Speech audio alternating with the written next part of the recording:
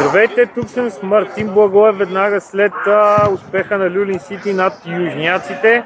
Убедителна победа, най-после камък ви падна от сърцето миналия сезон, като че ли този отбор ви беше черна котка, но сега нещата са различни. Ами така, миналия сезон ни биха, даже един път и ти ни би с разлика. Правихме малко циркове помежду другото двата отбора миналия сезон, но сега сме в добри отношения, вижда се.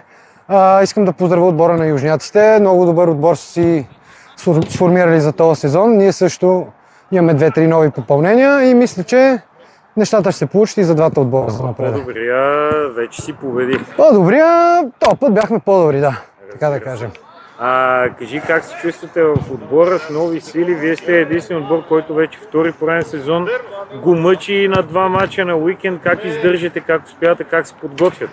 Ами добре сме, даже имаме сили за още, така да кажем.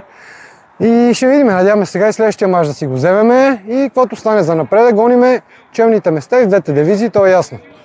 Кажи, вече ти си един юбиляр, 10 години играеш по терените на SPL.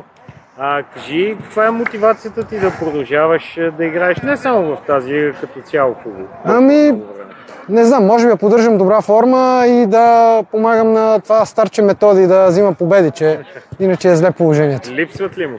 Липсваха му преди, откакто сме тук с Дебелия и Емо най-големите скандалджи, имаме тук там някой друг матч.